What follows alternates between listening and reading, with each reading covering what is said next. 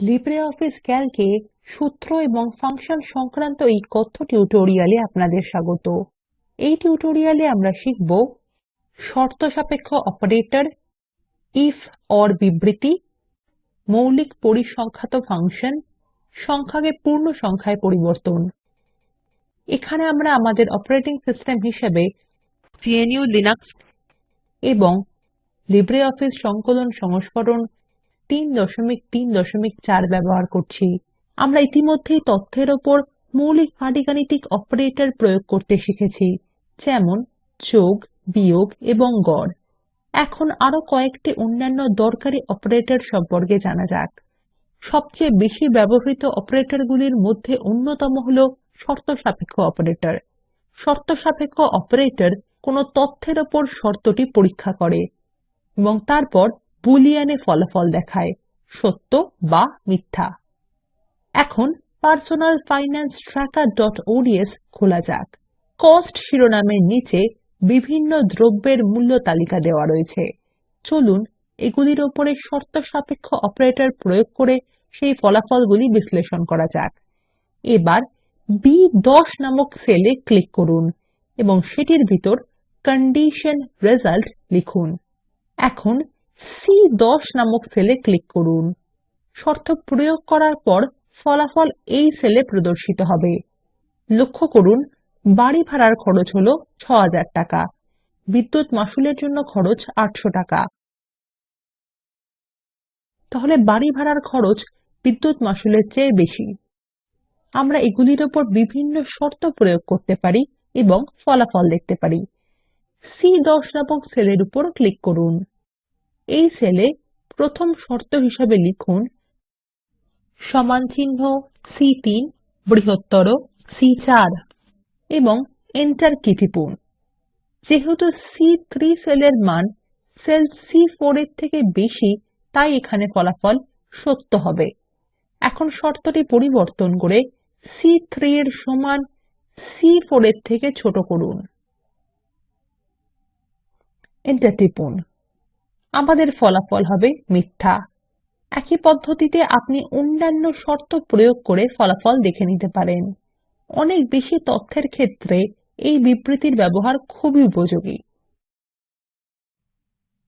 আপনি ইফ এবং অর বিবৃতি ব্যবহার করে সেই তথ্যগুলি দেখতে পারবেন যার জন্য শর্তটি সত্য। এক্ষেত্রে যে তথ্যের জন্য শর্তটি সত্য হবে সেই তথ্যটি দেখা যাবে। সি10 নামক সেলে ক্লিক করুন এবং লিখুন সমানচিহ্ন ইফ এবং বন্ধনীর মধ্যে সি3 সি4 এর বড়, কমা জোড়া উদ্ধৃতি চিহ্নের মধ্যে পজিটিভ, কমা আবার জোড়া উদ্ধৃতি চিহ্নের মধ্যে নেগেটিভ।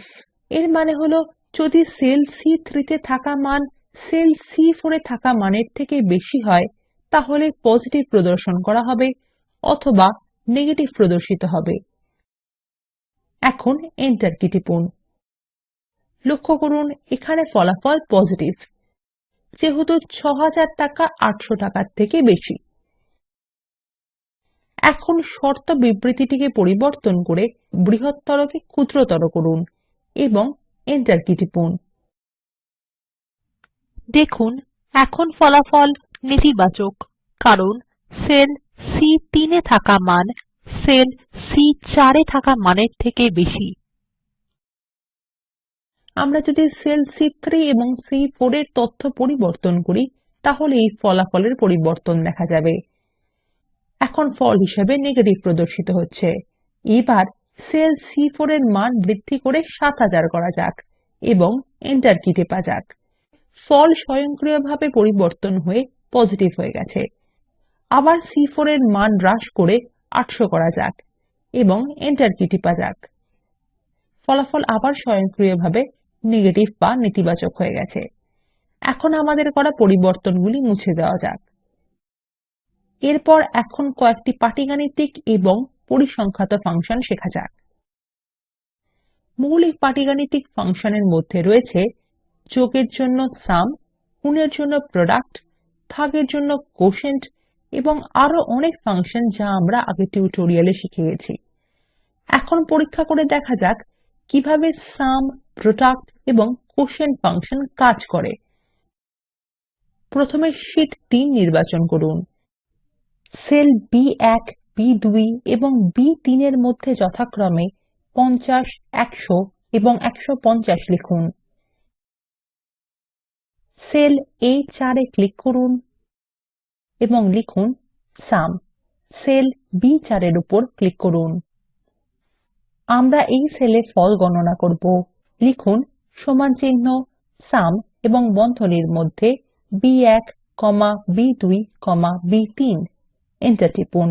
লক্ষ্য করুন ফল হিসাবে 300 দেখাচ্ছে। আপনি এভাবে একটি নির্দিষ্ট সীমার মধ্যে সব মানের যোগ করতে পারেন। আবার B4 এ ক্লিক করুন। এখন বন্ধনীর মধ্যে B1, B2, B3 এর পরিবর্তে লিখুন B1, B3। এন্টার টিপুন। ফলাফল হিসাবে আবার 300 দেখাচ্ছে। এখন সেল A5 এর উপর ক্লিক করুন এবং লিখুন প্রোডাক্ট। সেল B5 এ ক্লিক করুন। লিখুন সমান চিহ্ন প্রোডাক্ট এবং বন্ধনীর মধ্যে B1, B3। এন্টার টিপুন। লক্ষ্য করুন ফল 7,50,000 দেখাচ্ছে। এখন দেখা যাক কোটিয়েন্ট কিভাবে কাজ করে। তার জন্য A6 নামক সেলের উপর ক্লিক করুন এবং লিখুন কোটিয়েন্ট। এখন সেল B6 এ ক্লিক করুন। আমরা এই সেলটিকে ফল গণনার জন্য ব্যবহার করব।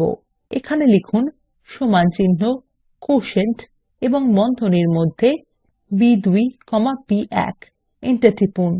আপনি ফলাফল হিসাবে 2 দেখতে পাবেন কারণ 50 দিয়ে 100 ভাগ করলে 2 হয়।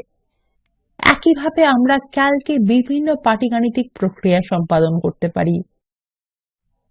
এখন আসুন পরিসংখ্যাত ফাংশন সম্পর্কে শেখা যাক। পরিসংখ্যান সংক্রান্ত ফাংশনগুলি স্প্রেডশীটে তথ্য বিশ্লেষণের জন্য প্রয়োজন হয়।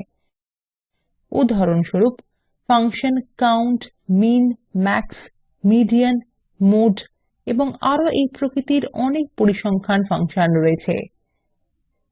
প্রথমে শীট 1 এর উপরে ক্লিক করা যাক। চলুন দেখা যাক পরিসংখ্যান সংক্রান্ত ফাংশন ব্যবহার করে কিভাবে সর্বনিম্ন, সর্বোচ্চ এবং মধ্যমা খরচ নির্ণয় করা যায়। C10 হিসাবে উল্লেখ করা সেলে ক্লিক করুন যেখানে আমরা ফলাফল প্রদর্শন করব। শিরোনাম কস্ট এর নিচে খুব কম মান রয়েছে। এখানে ন্যূনতম খরচ 300 টাকা, সর্বাধিক খরচ 6000 টাকা।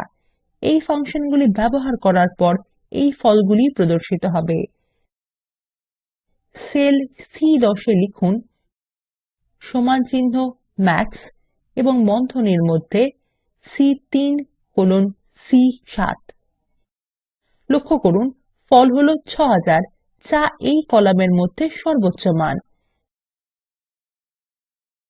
এখন এই বিবৃতিতে ম্যাক্স শব্দটি পরিবর্তন করে মিন করুন এবং এন্টার কী টিপুন। লক্ষ্য করুন ফল হলো 300 যা কস্ট কলামের মধ্যে সর্বনিম্ন মান। মধ্যমা মূল্য পাওয়ার জন্য মিন শব্দটি প্রতিস্থাপিত করে মিডিয়ান করুন এবং এন্টার কী টিপুন। ফল হিসাবে 800 দেখাচ্ছে। এটি এই কলামের মধ্যে মধ্যমা মান। একইভাবে আপনি তথ্যের উপর অন্যান্য পরিসংখ্যান সংক্রান্ত ফাংশন ব্যবহার করতে এবং সেই অনুযায়ী তথ্য বিশ্লেষণ করতে পারেন। এই সেলে করা পরিবর্তনগুলি মুছে ফেলুন। আসুন এখন সংখ্যাকে পূর্ণ সংখ্যায় পরিবর্তন করা যাক। কস্ট শিরোনামের নিচের কলামে কয়েকটি পরিবর্তন করুন। আপনি পরিবর্তন করে 6000 কে 6000.34, 600 কে 600.4, 300 কে 300.3 করুন। এখন B11 সেলে ক্লিক করুন এবং শিরোনাম লিখুন রাউন্ডিং অফ। এবার C11 সেলের উপর ক্লিক করা যাক যেখানে শিরোনাম কস্ট এর মধ্যে সব উপাদানগুলির সমষ্টি নির্ণয় করা হবে। সেল C11 তে লিখুন সমান চিহ্ন সাম এবং বন্ধনীর মধ্যে C3, C7। এখন এন্টার কী টিপুন। দেখুন সমষ্টি হলো 9701.04। ধরা যাক আমরা আমাদের ফলে কোনো দশমিক স্থান চাই না। সেই ক্ষেত্রে সবচেয়ে ভালো সমাধান হলো ফলটিকে নিকটতম পূর্ণ সংখ্যায় পরিবর্তন করা। যে সেলে সমষ্টি ৯৭০১.০৪ রয়েছে তাতে ক্লিক করুন। লিখুন সমানচিহ্ন রাউন্ড বন্ধনী শুরু সুম আবার বন্ধনীর মধ্যে সি3 কোলন সি7 বন্ধনী বন্ধ করুন। এন্টার কী টিপুন।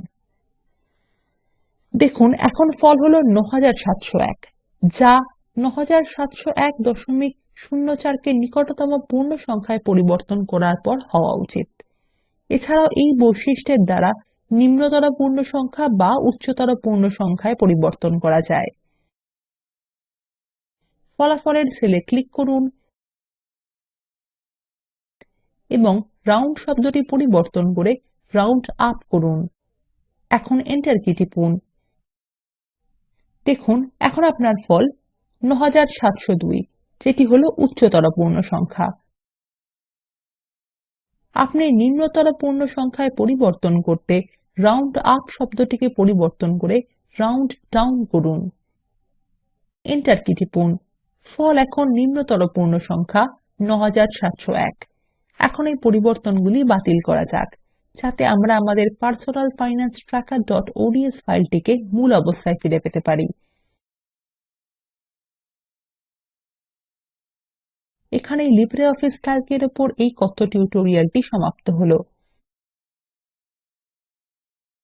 সংক্ষেপে আমরা শিখেছি শর্তসাপেক্ষ অপারেটর, if ওর বিবৃতি, মৌলিক পরিসংখ্যাত ফাংশন, সংখ্যাকে পূর্ণ সংখ্যায় পরিবর্তন। নিম্নলিখিত লিঙ্কে উপলব্ধ ভিডিওটি দেখুন। এটি কথ্য টিউটোরিয়াল প্রকল্পকে সারসংক্ষেপে বোঝায়। আপনার যদি ভালো ব্যান্ডউইডথ না থাকে আপনি ভিডিওটি ডাউনলোড করেও দেখতে পারেন। কথ্য টিউটোরিয়াল প্রকল্পের দল কথ্য টিউটোরিয়ালগুলি ব্যবহার করে কর্মশালার আয়োজন করে। যারা অনলাইন পরীক্ষা পাশ করে তাদের সার্টিফিকেট দেয়। অধিক বিবরণের জন্য contact@spoken tutorialorg তে ইমেল করুন। Spoken tutorial talk to a teacher প্রকল্পের অংশবিশেষ, যা ভারত সরকারের আইসিটি মাহর্দ এর ন্যাশনাল মিশন অন এডুকেশন দ্বারা সমর্থিত।